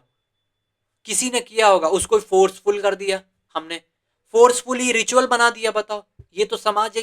कितने मंदबुद्धि लोग हैं ये, कि एक औरत का पति मर गया तो उसको जिंदा जला रहे हैं उसके साथ जबरदस्ती, जबकि ये जलना नहीं चाहती होगी। ये हाल हो गया था हमारे सोसाइटी का। तो सोचो ये सोसाइटी गुलाम होगा कि नहीं होगा? कौन सा महान सोसाइटी? एक वक्त पे था महान, एक वक्त पे था जब बुद्ध हुए, जब महावीर हुए थे, एक वक्त पे था जब ऋषि हुए थे हमारे समाज में, जब जब अकबर था, सॉरी अकबर कह रहा हूँ, जब हमारे अशोका थे, जब चंद्रगुप्त मौर्य थे, एक वक्त पे थे हम। पर फिर हम इतने रिजिड हो गए, हम इतने रिजिड हो गए, ना ज्ञान हमने उत्पन्न किया, ना ना हमारे समाज में इंसानियत बचा। कायर लोग हो गए हम, कायर कायर। ये वीडियो देखते हैं, वीडियो को अगर आप देखेंगे, और इस वीडियो का लिंक मैं डिस्क्रिप्शन में दे दूंगा, आप ज़रूर जाके देखना। इस वीडियो में जो महानुभाव हैं वो कहते हैं कि जाति जन्मजात है और शूद्र को कोई हक नहीं है, और मैं ब्राह्मण हूं और मैं छुआछूत मानता हूं। सोचो ये रिजिडपन हमारे दिमाग में कितना था, कि हम कितने रिजिड हो गए, हमारे अंदर का ये जो इंसानियत है ये कितना मर चुका है कि हम एक इंसान को इंसान समझने से मना कर देते हैं। और हम सबको, हम क्यों नहीं सबको बराबर समझ सकते हैं? क्यों नहीं? क्यों मैं महान हूं, कोई मेरे से छोटा है, फिर कोई उससे छोटा है, फिर कोई, हम सब एक दूसरे को एक बराबर क्यों नहीं समझ सकते हैं? क्यों नहीं इस समाज में सबको एक बराबर इज्जत मिल सकता है? क्यों नहीं इस समाज में सबको एक बराबर काम, एक बराबर अ, शिक्षा, एक बराबर समाज में इज्जत क्यों नहीं मिल सकता है? क्यों हम इतने कठोर हो गए हैं? और इस कठोरता के कारण ही तो ये देश गुलाम हुआ ना, क्योंकि हमारे समाज के एक तबके को हमने समाज में कोई इज्जत ही नहीं दिया, समाज में कुछ सीखने नहीं दिया, पढ़ने नहीं दिया, जानने नहीं दिया, तो वो समाज कमजोर होगा कि नहीं होगा? ये, और सोचो ये वही लोग कहते हैं जो कहते हैं कि मैं उपनिषदों को मानता हूं, वो भगवान के वचन है, और उन उपनिषदों में लिखा हुआ है तत्त्वमसि, यू आर दैट, तुम वही हो। छांदोग्य उपनिषद में लिखा हुआ है तत्त्वम असि, तुम वही हो, तुम वही परमात्मा के अंश हो, तुम वही परमात्मा हो। और जब सब वही है, सब में ब्रह्म है, तो कोई छोटा और कोई ऊंचा कैसे हो गया? कोई ब्राह्मण और कोई शूद्र कैसे हो गया? कोई कोई पवित्र और कोई अपवित्र कैसे हो गया? कैसे हो गया? ये नहीं हो सकता है। अगर अगर मैं ब्रह्म हूं, मेरे अंदर वही परमात्मा का अंश है, तो मैं अपवित्र कैसे हो सकता हूं? नहीं हो सकता हूं। और अगर तुम मुझे अपवित्र कह रहे हो, तो कमी तुम में है और भगवान तुम्हें सजा देंगे, और ये समाज तुम्हें सजा देगी। तुम्हारा आत्मा तुम्हें कोसेगा, तुम्हारा आत्मा तुम्हें अंदर से तुम्हें बताएगा कि तुम कितने गलत हो। प्रभु ने कहा है ना कि सब में मैं वास करता हूं, पेड़ पौधा, जानवर, इंसान, हवा, पानी, सब में मैं वास करता हूं। और जब प्रभु सब में वास कर रहे हैं, तो कोई छोटा और बड़ा कैसे हो सकता है? नहीं हो सकता है। हमारे उपनिषदों का वचन है तत्वमसि। Now Europe, a new super power. जब भारत का डिक्लाइन चालू हुआ, तो एक नया उदय हुआ, यूरोप, एक नया सुपर पावर। इसी दौरान भारत में मुगल्स आए थे, और उसी दौरान जिस समय हम रिजिड हो गए, हमारा समाज रिजिड हो गया, उस समय यूरोप पढ़ाई लिखाई और ज्ञान के स्तर पे सबसे पीक पर पहुंचा, और उसको कहते हैं रेनेसेंस पीरियड, यानी ज्ञान का उदय। 400 एडी से 1600 एडी के बीच में हुआ ये, जब लिटरेचर, आर्ट, साइंस और फिलोसफी का बहुत डेवलपमेंट हुआ यूरोप में। ज्ञान का बहुत ज्यादा विकास हुआ यूरोप में। इंडस्ट्रियल रेवोल्यूशन हुआ यूरोप में 18वीं सदी में, 18th सेंचुरी में, 19th सेंचुरी में। और इंडस्ट्रियल रिवॉल्यूशन का अर्थ आप समझते हैं कि अब काम इंसान से ज्यादा मशीन कर रही है। इंसान अब मुक्त है बहुत सारे कामों से, अब कामों को मशीन के द्वारा किया जा रहा है। तो जो काम एक इंसान करता और 10 दिन लेके करता, जो इंसान, जो एक काम करने में 10 इंसान लगता और 10 दिन लगता, वो काम एक मशीन एक दिन में कर देगी। तो सोचो इंसान कितना पावरफुल हो गया just because of industrial revolution. और ये कहाँ हुआ? यूरोप में हुआ, मेनली इंग्लैंड में हुआ, जिन्होंने अंग्रेजों ने किया इंडस्ट्रियल रिवॉल्यूशन, जिन्होंने हम पर कब्जा करा आने वाले टाइम में। सो ज्ञान का उदय दोबारा अंग्रेज कर रहे हैं, इंडस्ट्रियल रिवॉल्यूशन अंग्रेजों ने किया, the downfall of Muslims and the rise of Maratha and British. Muslim जैसे ही खत्म हुए, मराठा ने कब्जा कर लिया बाकी के देश पे। देखो मुस्लिम्स 1751, औरंगजेब का डेथ होता है 1707 एडी में, 1707 में औरंगजेब मर जाता है। और औरंगजेब के मरते ही मुस्लिम एम्पायर पूरे देश में कमजोर हो जाता है, मुगल एम्पायर। तो देखो यहाँ पे राजपूत राजस्थान में है, यहाँ पे अवध है, यहाँ पे बंगाल है जहाँ पर मुसलमानों का इलाका है, यहाँ पे अभी मुगलों का राज है। पर देखो मराठास ने पूरे मिडिल इंडिया और पूरे दिल्ली पे, गुजरात पे कब्जा कर लिया है मराठों ने। इतने बड़े एरिया पे मराठों ने अपना पकड़ बना लिया औरंगजेब के मरने के बाद। नीचे में मैसूर है, यहाँ पे निज़ाम है ऑफ हैदराबाद। ये थोड़े थोड़े इंडिपेंडेंट है, पर अभी भी देखो कितने सारे अलग अलग अलग अलग राज्य हैं 1751 में। पर मराठा अभी पीक पे चल रहे हैं। नाउ बैटल ऑफ प्लासी 1757, यहां से अंग्रेजों का शुरुआत हो जाता है पूरे भारत में। और अंग्रेज दिखा देते हैं कि वो भारत पे कब्जा करने वाले हैं। बैटल ऑफ प्लासी 1757, अंग्रेज हरा देता है मुस्लिम एम्पायर ऑफ बंगाल को। बंगाल में जो सत्ता था उसको हरा देता है। सिराजुद्दौला को हराता है, आई थिंक सिराजुद्दौला, या हाँ वो हार जाता है। और ये देखो ब्रिटिश लंदन का उस समय का इलाका, इंडस्ट्रियल रेवोल्यूशन और ज्ञान का उदय। और हम क्या कर रहे हैं, हम सती प्रथा, जाति प्रथा, बाल विवाह, छुआछूत हम इनमें फंसे हुए हैं। हम पर आकर मुगलों ने कब्जा किया, तुर्कियों ने कब्जा किया, अफगानियों ने कब्जा किया। अब बारी बारी पुर्तगाली आएंगे, स्पेन वाले आएंगे, स्पेन ने डच आएंगे, फ्रांसीसी आएंगे, अंग्रेज आएंगे, अब सब रौंद देंगे धीरे धीरे। और अंग्रेजों ने तो रौंद दिया प्लासी में 1757 में। Why British won? British won because of industrial revolution. उनके पास मशीन था बेहतर बेहतर, उनके पास टेक्नोलॉजी था, गन पाउडर वेपन्स का सबसे बढ़िया तरीके से इस्तेमाल करा अंग्रेजों ने। लेटेस्ट हथियार था उनके पास। हम तलवार से लड़ रहे हैं, वो गन से लड़ रहे हैं। बताओ, वो लोग ओशियन पार करके, 7 समुंदर पार करके भारत पे आ गए। उनके पास नेविगेशन टेक्नोलॉजी था, शिप्स का टेक्नोलॉजी था। हम कहाँ गए? हमने कुछ करा? हमने कुछ डिस्कवर करा, कुछ इन्वेंट करा? नहीं, हम कुछ नहीं किए। प्रिंटिंग प्रेस अंग्रेजों ने बनाया, ज्ञान उन्होंने अर्जित किया और ज्ञान अर्जित करके बांट दिया, फैला दिया पूरे देश में, फैला दिया पूरे यूरोप में, ताकि सब कोई ज्ञान समझ ले। कैसे हुआ? प्रिंटिंग प्रेस, छापा छापा छापा छापा छापा छापा छापा, इतना छापा और सब तक पहुंचा दिया। फिर स्टीम इंजन बना दिया उन्होंने, इंजन बना दिया, जो इंजन फिर ट्रेन ट्रेन का इस्तेमाल करके उन्होंने कितना ज़्यादा रिसोर्सेज एक्सट्रैक्ट किए दूसरे दूसरे देशों से। और फिर इंडस्ट्रियल रिवॉल्यूशन अपना कंप्लीट करा यूरोप में। बैंकिंग, कॉरपोरेशन, कैपिटलिज्म किसने करा? अंग्रेजों ने। पैसा उनके हाथ में, उनको पता है वो प्रॉफिट के लिए काम कर रहे हैं।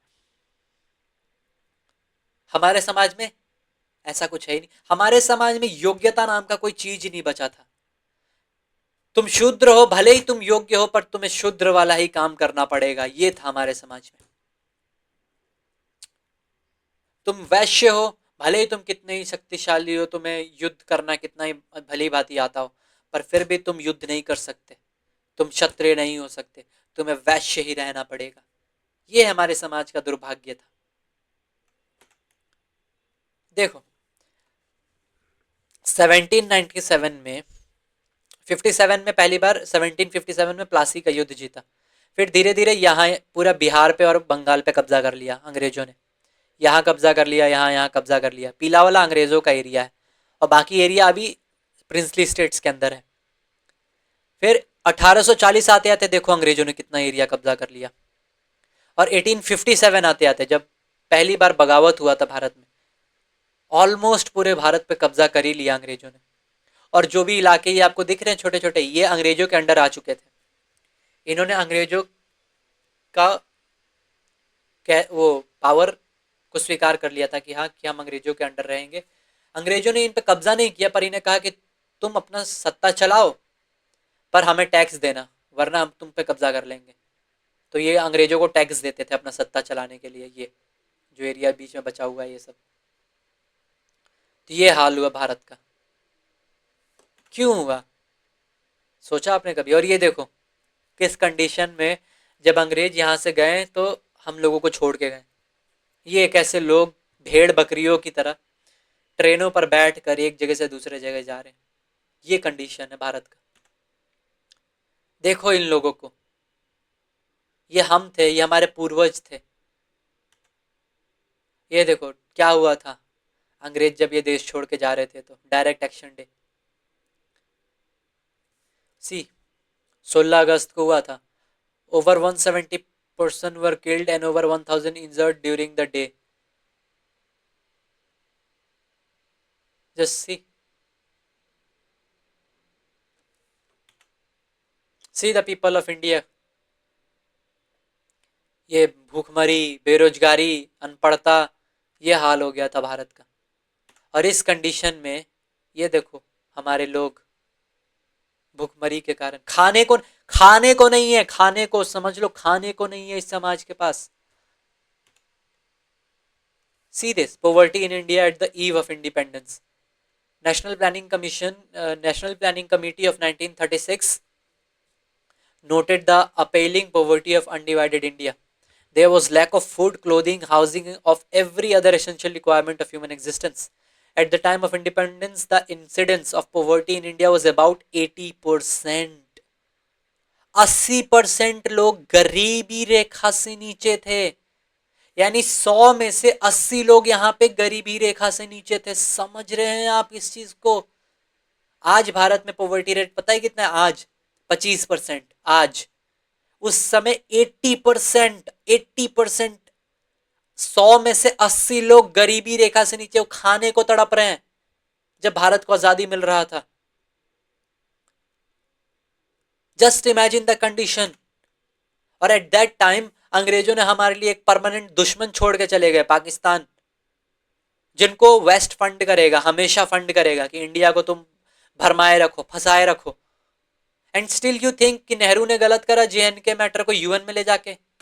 स्टिल यू थिंक जिस देश के पास खाने को नहीं है, जिस देश के पास रहने को नहीं है, जिस देश के पास पैसा नहीं है, जिस देश में गरीबी है, जिस देश में अनपढ़ता है, उस देश को अगर नेहरू युद्ध में फंसाए रखते तो उस देश का क्या होता? हम भी आज पाकिस्तान बन गए होते। शुक्र मनाओ तुम्हारे देश में अच्छे अच्छे लीडर्स थे।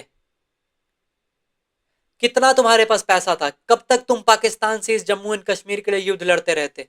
अगर नेहरू मैटर को नहीं लेकर जाता यूएन में, कम से कम जम्मू एंड कश्मीर के चक्कर में आज हम फंसे हुए तो नहीं है, हमने डेवलपमेंट तो किया।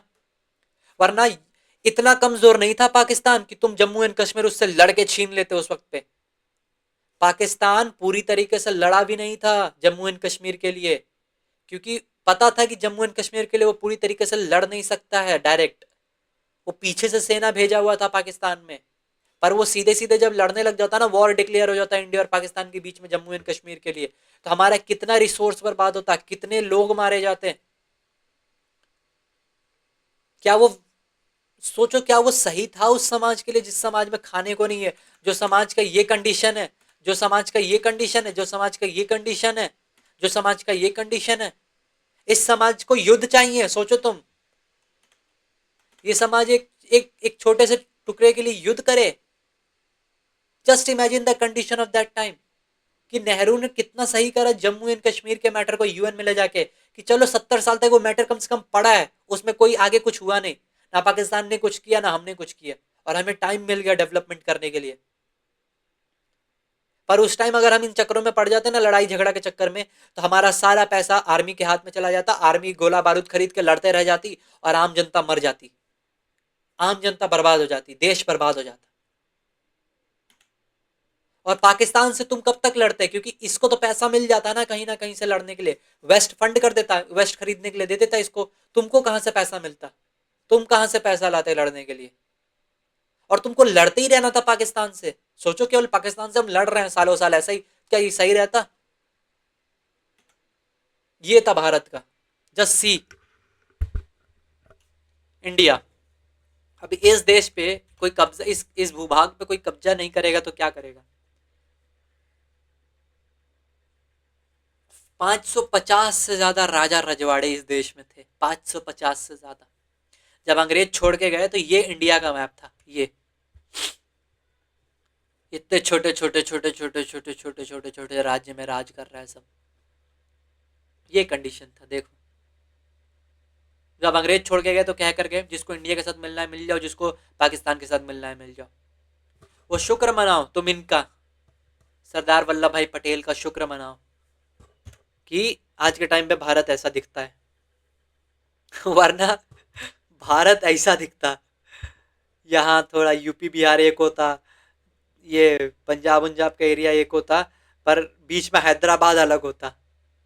ठीक है, यहाँ पे जूनागढ़ अलग होता, कश्मीर अलग होता, पता नहीं गोवा अलग होता, सब अलग अलग होता। वो तो ये इंसान था जिसने सबको एक कर दिया। ये ऐसा भारत का नक्शा है। और आज भारत सोचो, आज भारत एक है, आज भारत एक है, तो आज भारत मजबूत है। आज कोई भारत का कुछ कर नहीं सकता। और हमारा संविधान, the constitution of India preamble, पढ़ो इसको, पढ़ो इसको। One of the most important thing जो कि हर सिटीजन को पता होना चाहिए।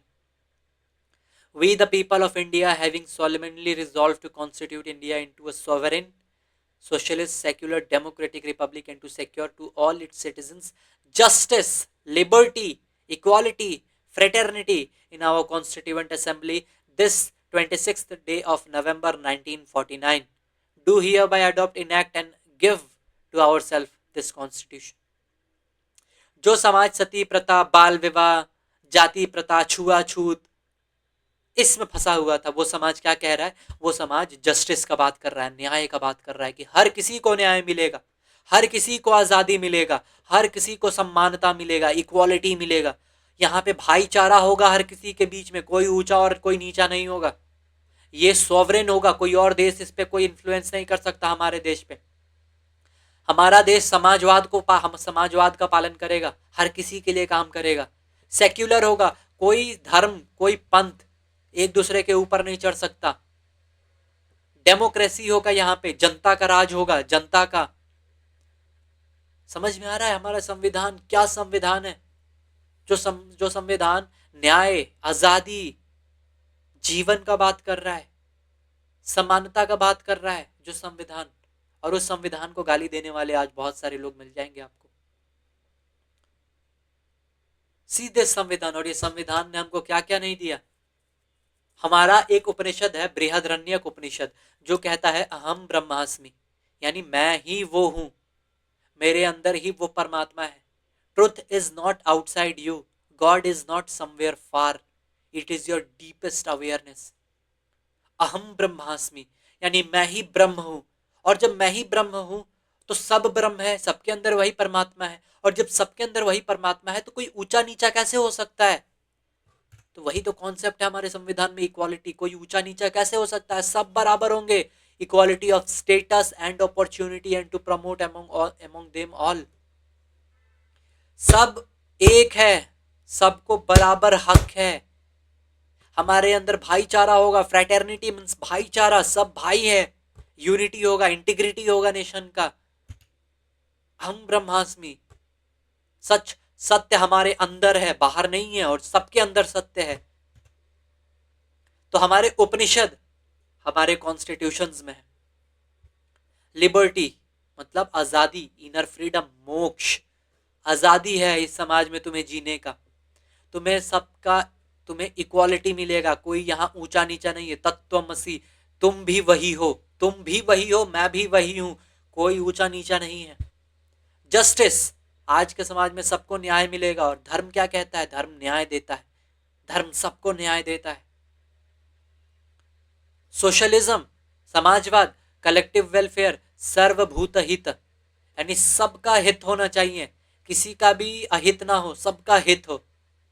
फ्रेटर्निटी, भाईचारा, नॉन ड्युअलिटी। कौन सा हमारे उपनिषद में बात होता है ना, दो नहीं है, एक ही है, ब्रह्म एक ही है, अद्वैत, फ्रेटर्निटी, उसी को भाईचारा।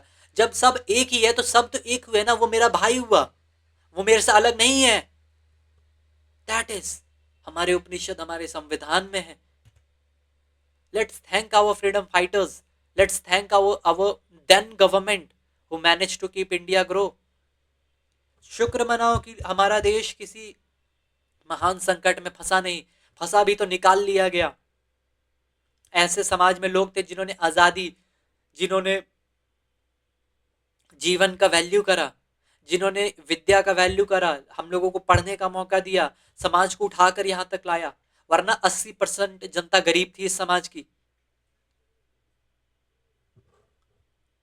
तो शुक्र मनाओ उन लोगों का। उनको गाली देने से कुछ नहीं होगा। नेहरू को गाली देके कोई फायदा नहीं है।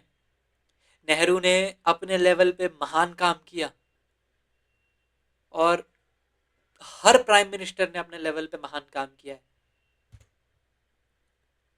ये एक वीडियो है, आप अवश्य देखें। इसमें ये हमारे शंकराचार्य जी हैं, गुरुदेव जी। गुरुदेव जी कहते हैं वर्तमान शिक्षा प्रणाली से नहीं हो सकता भारत का उत्कर्ष। आप इस वीडियो को जरूर देखना, ठीक है। ये कहते हैं कि जो वर्तमान का शिक्षा प्रणाली है, जो अंग्रेजी एजुकेशन है, इससे हमारे देश का विकास नहीं हो सकता। इससे हमारे देश के लोग हमारे देश से प्रेम नहीं कर सकते।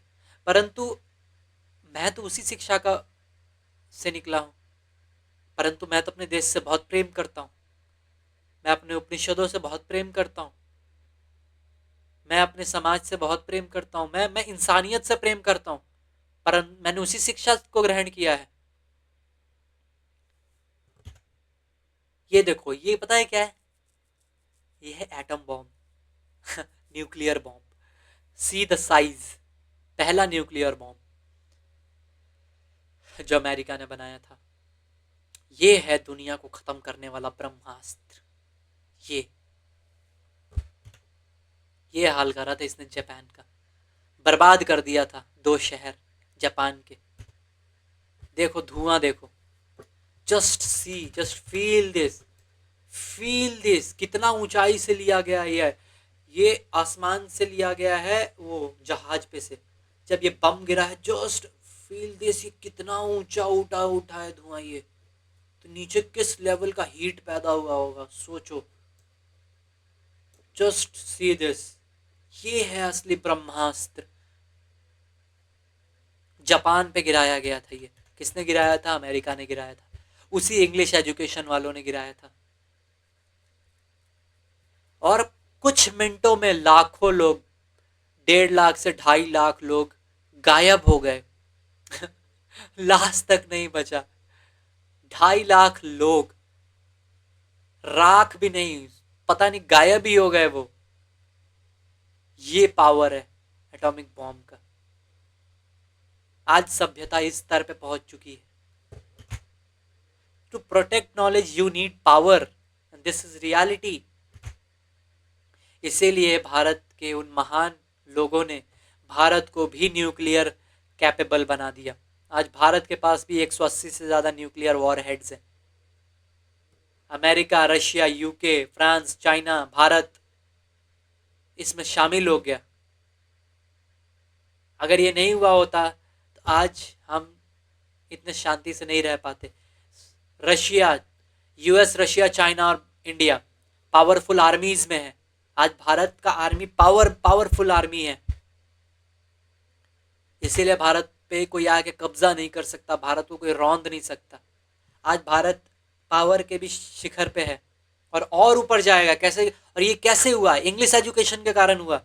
उसी एजुकेशन के कारण हुआ जिस एजुकेशन के कारण अंग्रेजों ने हम पे कब्जा किया था। और उसी एजुकेशन के कारण हमने अंग्रेजों को भगाया भी और उसके बाद से तरक्की भी किया हमने। और देखो, हमारा समाज रिलीजियस लेवल पे भी बहुत अच्छा समाज है। डाइवर्सिटी में भी नंबर अच्छा है, पॉपुलेशन, रिलीजियस पॉपुलेशन भी है। पर हाँ, रिलीजियस फ्रीडम में अभी भी कमी है हमारे समाज में। हमारे समाज में टॉलरेंस का कमी है। हमारे समाज में लोगों को आज़ादी नहीं है रिलीजियस की, यूं ही इजीली कन्वर्ट हो जाए या किसी और धर्म में जाना चाहे तो हो जाए। नहीं हो सकता आज भी। पर फिर भी हमारा समाज तीसरे नंबर पे आता है रिलीजियस स्पिरिचुअल लेवल पे, स्पिरिचुअलिटी के लेवल पे। पावर के लेवल पे चौथे स्तर पे है, स्पिरिचुअलिटी के लेवल पे तीसरे स्तर पे है। और देखो, हमारा देश इंजीनियर्स प्रोड्यूस करने में टॉप कंट्रीज में आता है, टॉप 2 में है। चाइना के बाद है इंडिया इंजीनियर प्रोड्यूस करने में। ये कैसे हो रहा है? वो इंग्लिश एजुकेशन के चलते ही हो रहा है। हो सकता है इंग्लिश में ना पढ़ के, वो एजुकेशन आज हम इंग्लिश में पढ़ रहे हैं उसको हिंदी में कर दो भाई। तुम ही पावर में हो ना, करो इंग्लिश में। सॉरी, इंग्लिश को हिंदी में कर दो। पर पढ़ना तो वही पड़ेगा ना, नॉलेज तो वही होने वाला है। पर हम अभी उसको इंग्लिश में पढ़ रहे हैं। हिंदी में कर दो, हिंदी में पढ़ेगा आने वाला जनता हमारा। तो करो ना तुम, पर पढ़ना तो पड़ेगा ना इस चीज को। डॉक्टर प्रोड्यूस करने में भी टॉप 5 कंट्रीज में हमारा देश। पर फिर भी अगर आप देखें तो भारत में 10,000 लोगों पे केवल 7 डॉक्टर है। कितना कमी है। क्यूबा एक कंट्री है जिसमें 10,000 लोगों पे 100 डॉक्टर है, ऑलमोस्ट 100 डॉक्टर। तो हम अभी भी डॉक्टर, हमारे देश में कितना नीड है डॉक्टर का, सोचो।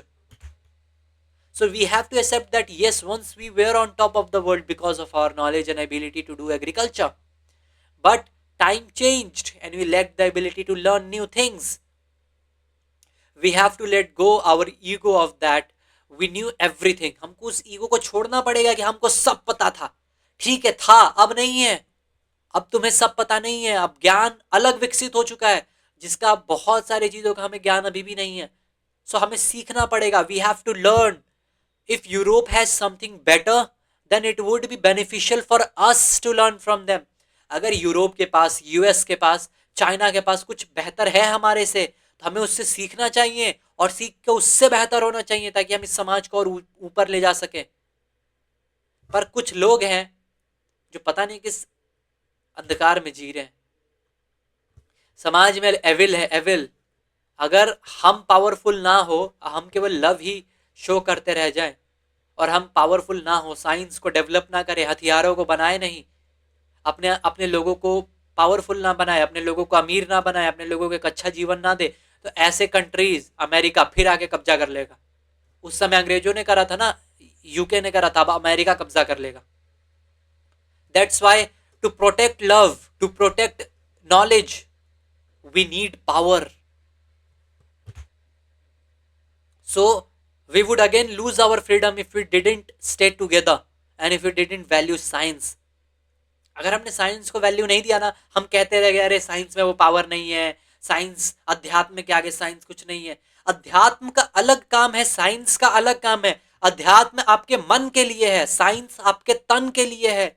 समझो, इस शरीर को बचाना है तो साइंस चाहिए, और मन को बचाना है तो स्पिरिचुअलिटी चाहिए। दोनों चाहिए इस देश को। कोई ऊंचा नीचा नहीं है। साइंस का भी नीड है, स्पिरिचुअलिटी का भी नीड है, तभी ये देश जिंदा रह पाएगा, वरना ये देश फिर गुलाम हो जाएगा, फिर तुम्हें रौंद देंगे आके वो। All those who fought against British they are all educated in English education system. जिन्होंने भी अंग्रेजों के खिलाफ लड़ा ना, वो सब इंग्लिश एजुकेशन सिस्टम में पढ़े हुए थे, वो सब इंग्लिश में बोलते थे, वो सब बाहर जाके पढ़े थे, क्योंकि भारत में एजुकेशन था ही नहीं। 80% जनता गरीब है, तो यहाँ एजुकेशन बचा का, अंग्रेजों ने तो सब लूट लिया है, खसोट लिया है। और सोचो, हम कहते हैं कि अंग्रेजों ने हमको लूट लिया। अरे भाई, तुम लुटे क्यों? तुम लुटे क्यों? तुम्हारा समाज में कमी होगा जब भी तो तुम लुट गए। तुम कायर रहे होगे, तुम गरीब रहे होगे, तुम अनपढ़ रहे होगे, तुम पिछड़े रहे होगे, तुम रिजिड रहे होगे, तुमने ज्ञान को वैल्यू नहीं दिया होगा, तभी तो कोई और आके तुमको लूट के चला गया, तुमको रौंद के चला गया। और ये देखो, ये वो लोग हैं जिनको तुम महान समझते हो। ये देखो, सावरकर, इंग्लिश एजुकेशन, पुणे, ठीक है। लॉ कहाँ स्टडी करा? लंदन में, अंग्रेजों के पास जाके लॉ स्टडी करा। बाल गंगाधर तिलक, डेक्कन कॉलेज पुणे, मैथमेटिक्स पढ़ा, लॉ करा, और टीचर वीचर बने, लॉयर बने, बॉम्बे से लॉ डिग्री करा इन्होंने, English education system. Subhash Chandra Bose, Cuttack में पढ़ा, फिर यूनिवर्सिटी ऑफ कैम्ब्रिज, ये भी बाहर जाके पढ़ाई की है। भगत सिंह, दयानंद एंग्लो वैदिक school Lahore, national college Lahore, arts पढ़ाई करा, रेवोल्यूशनरी पॉलिटिक्स थॉट पढ़ाई करा, लेफ्ट का स्ट्रगल समझा, और इन्होंने स्ट्रगल करा समाज में, लेफ्ट के आइडियोलॉजीज को फॉलो करा। APJ Abdul Kalam, Saint Joseph college engineering पढ़ा इन्होंने, और यही मिसाइल मैन ऑफ इंडिया है, मिसाइल्स इन्होंने बनाया हमारे देश के लिए, अग्नि। महात्मा गांधी, इन्होंने लॉ पढ़ा लंदन जाके। सरदार वल्लभ भाई पटेल, लॉ पढ़ा लंदन जाके। केशव बलिराम हेडगेवार, आरएसएस के संस्थापक, मेडिसिन पढ़ा कलकत्ता में, एमबीबीएस करा इंग्लिश एजुकेशन में। Swami Vivekananda, English, Eastern philosophy, Western thoughts को पढ़ा इन्होंने। बैचलर ऑफ आर्ट्स करा कलकत्ता से, इन्होंने भी समझा। सो ये वो लोग हैं जिनको आप लुक अप टू करते हो, जिनको आप अपने से महान समझते हो, जिन्होंने भारत की आज़ादी के लिए काम करा था। देखो इन्होंने क्या पढ़ा था, इन्होंने उसी इंग्लिश एजुकेशन सिस्टम को पढ़ाई करा था, उसी इंग्लिश एजुकेशन सिस्टम का यूज़ किया था, और फिर उन्हीं अंग्रेजों को मार के भगाया। So science is exploring the matter, spirituality is exploring the mind. When all our desires die, we tend towards spirituality. You can't force anyone to be free. आज के टाइम में लोग फोर्स कर रहे हैं कि साइंस बहुत छोटा है स्पिरिचुअलिटी के सामने, साइंस का क्या वैल्यू है अध्यात्म के सामने। मेरे दोस्त, साइंस अगर नहीं रहा ना हमारे पास, तुम आध्यात्मिक रह भी नहीं पाओगे। आके तुम पे कब्जा कर लिया जाएगा, तुम्हें मारा जाएगा, तुम्हें गरीब बना दिया जाएगा फिर से। Science is required to stay free. और स्पिरिचुअलिटी सबसे पहला चीज हमें सिखाता है आज़ादी, और आज़ादी के लिए साइंस बहुत ज़रूरी है। साइंस ज़रूरी है मैटर के लिए, शरीर के लिए, और स्पिरिचुअलिटी ज़रूरी है दिमाग के लिए। और आप स्पिरिचुअलिटी में किसी को फोर्स नहीं कर सकते जब तक उसकी इच्छाएं खुद ना समाप्त हो जाए और उसको खुद ना लगे कि नहीं मैंने बहुत भोग लिया, अब मुझे परमात्मा की खोज करनी होगी। आप मजबूर नहीं कर सकते किसी को कि आप प्रभु को याद करें, परमात्मा को याद करें। वो इंसान के अंदर से आता है। Thank you. तो आई होप आपको समझ में आया होगा भारत का पूरा इवोल्यूशन कहाँ से कहाँ तक हम आए। आज भारत चौथे स्तर पे है पावर में दुनिया के। आर्मीज का पावर, भारत की आर्मी इतनी मजबूत है। न्यूक्लियर बॉम्ब हम बनाकर बैठे हुए हैं कि कोई दुनिया एक नज़र उठा के ना देख ले भारत की तरफ दोबारा भी। और तभी हम आज आज़ाद हैं, आज हम सेफ हैं। एक वक्त था अशोका के टाइम पे, चंद्रगुप्त के टाइम पे भारत ने स्तर, महान स्तर कुछ हुआ था हमारे उपनिषदों के टाइम पे। पर फिर हम लुढ़कते चले गए, लुढ़कते चले गए, लुढ़कते चले गए।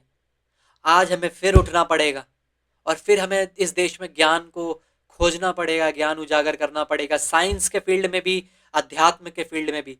ना तो कोई सन्यासी को नीचा देखा जाए, ना ही किसी उस साइंटिस्ट को नीचा देखा जाए जो अपना पूरा जीवन मैटर के खोज में लगा देता है। दोनों का अपना ज़रूरत है इस समाज को। बुद्धि का ज़रूरत है समाज को सेफ रखने के लिए, और समाज को शांत रखने के लिए अध्यात्म का ज़रूरत है। आशा करता हूँ आप लोगों को ये वीडियो बहुत अच्छा लगा होगा। धन्यवाद।